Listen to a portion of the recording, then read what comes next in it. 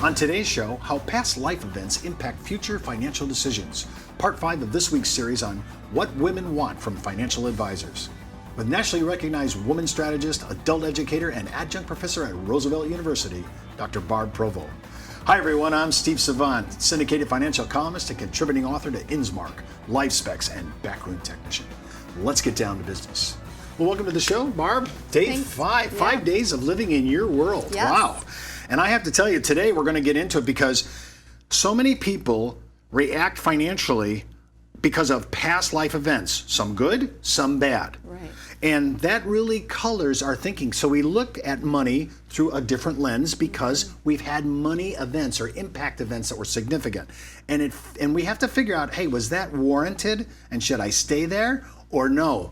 That is something. If you lost money in 2008, perfect example, I noticed that men were able to recover faster. Women seem to be really hurt by the event, took it almost personally. So I want to be able to talk about some of the ways we talk about these things. And like, for example, a loss of a job. A person's committed to a financial budget, right? And then you lose your job. Right. Let's say the family's predicated on two incomes. Remember, the majority of Americans now, both incomes. We're dealing with dual income raising kids. Yes. That's the predominant block. So if you have that, one person has their job loss, they may not be able to stay in the house that they bought. Right. So talk a little bit about how this actually speaks and addresses to women and how we have to be cognizant of that as advisors, past events, making future decisions. Well, you know, when events happen in people's lives, as an adult educator, that's when they come to learning. So if they have a baby, they want to learn how to feed and clothe and take care of a baby. If they buy a house, if they lose a house, if they have a job, if they lose a job, all these events are impactful in somebody's life. So when I was thinking about this segment, I thought this is why people come to a learning situation, but this is also why people need to think about their finances. And the data shows that so many women are not planning enough for their financial future. They're not saving, they're out of, their life is that they're out of the working world because they're taking care of a child or somebody who's sick, but then they do get retooled. They get back into the working world. They're not making as much money, maybe they're just part-time, they're not getting the benefits because they're part-time, or by the time they go full-time, they've lost so much time in terms of investing for the retirement. And as we know, they live longer, so they really need to stretch out those monies to make sure that they're taken care of. Now, when we have life events that are negative, especially if they are around money, yes, it's very it imprints on your psyche. It's hard to shake it. Right. So you went through something. Now maybe you're more conservative. Maybe you're not willing to risk more. As an advisor, I have to filter this out and I have to think about this. Is this warranted? Can I help this person move on from an event that's been hurtful? Sure. So when I'm thinking about 2008, and I just went through so many clients just listening to the ache and the complete, I would have to say they felt abandoned by the system at large. And so now they're trying to put their life back together.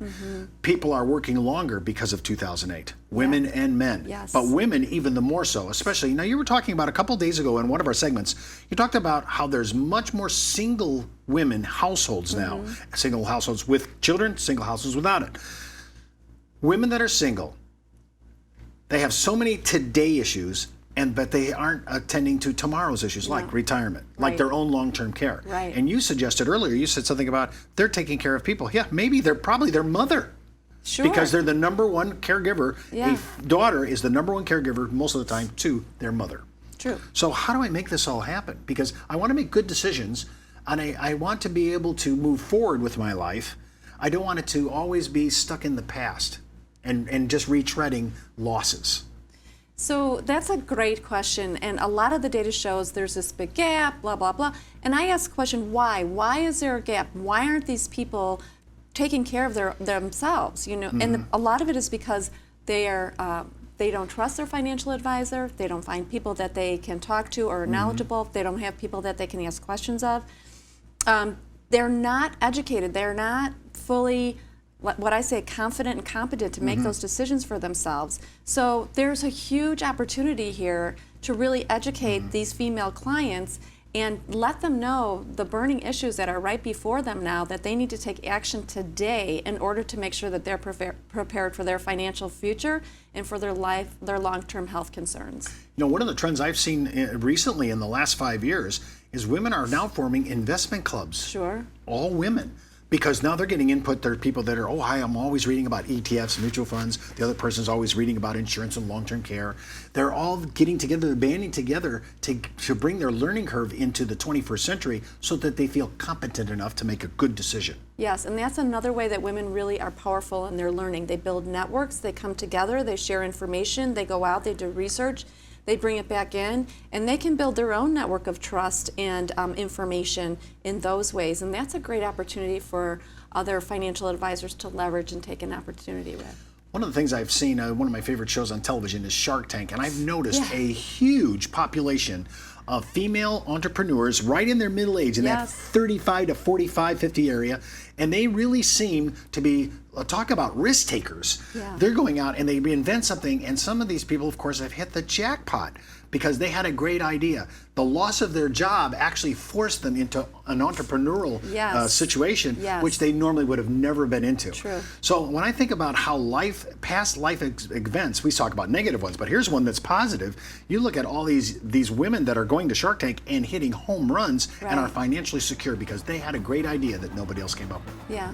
We come back from the break. We're going to continue our talking about this because this is really a huge issue because we want to be able to read our client and understand why they're having difficulties making good decisions or bad decisions. You know, we just want to know why they're doing it. And we'll be right back after the commercial.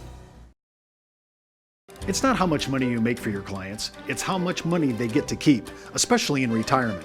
But retirement income could cause Social Security benefits to be taxed.